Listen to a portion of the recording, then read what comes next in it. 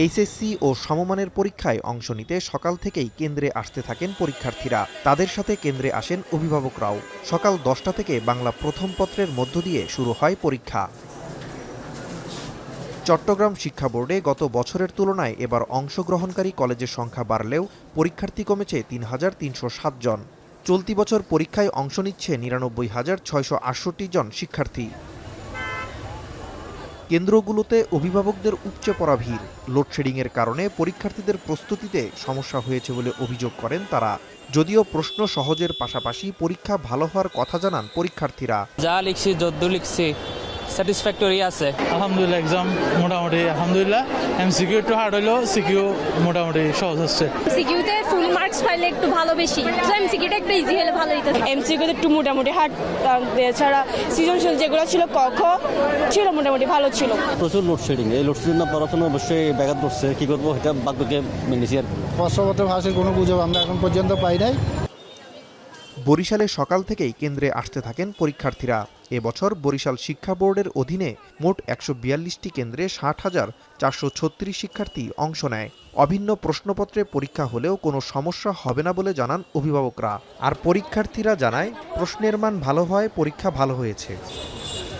সারা দেশের মতো রাজশাহীতেও সকাল ৯টা থেকেই কেন্দ্রে কেন্দ্রে প্রবেশ করে শিক্ষার্থীরা। দূর দূরান্ত থেকে অভিভাবকরাও আসেন তাদের সাথে। প্রশ্নপত্র যাতে কোনোভাবেই ফাঁস না হয় সে বিষয়ে নজর দিতে প্রশাসনের প্রতি আহ্বান জানান অভিভাবকরা।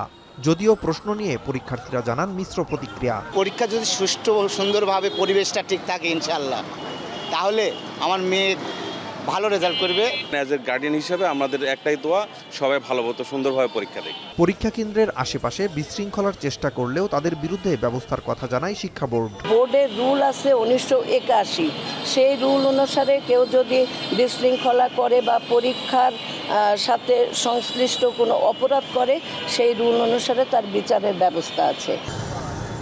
সিলেটে গত বছরের তুলনায় এবার পরীক্ষার্থী বেড়েছে ৩,৫৭৩ জন। তবে পরীক্ষার সময় ঘন ঘন লোডশেডিংয়ে শিক্ষার্থীদের দুর্ভোগ পোহাতে হচ্ছে বলে অভিযোগ করেন অভিভাবক ও পরীক্ষার্থীরা। এইচএসসি পরীক্ষা চলাকালীন সময়ে কোনো অবস্থাতে আমরা লোডশেডিং কামনা করি না।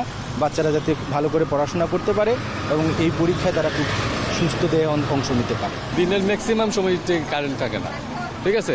তো রাত্রে রাইটের জায়গা পড়া লাগে, এখন এই রাইট জায়গা পড়ে এই প্রিপারেশন নিয়ে আইছে। এদিকে ময়মনসিংহেও ১১১টি কেন্দ্রে মোট ৭৩,০৩৭ জন পরীক্ষার্থী অংশ নেয় পরীক্ষায়। এবার বোর্ড ভিত্তিক বৈষম্য দূর করতে ৯টি শিক্ষা বোর্ডে একক ও অভিন্ন প্রশ্নপত্রে পরীক্ষা হওয়ায় স্বস্তি প্রকাশ করেন শিক্ষার্থীরা। পরীক্ষা দিতে ব্যাক পাইতে হয়েছে, কিন্তু বাকি সবকিছু ঠিক ছিল। পুরাতন বোর্ড কোয়েশ্চেন আদলি প্রশ্ন হয়েছে, অতটা সমস্যা না। আর ওভারঅল পরীক্ষা ভালো হয়েছে।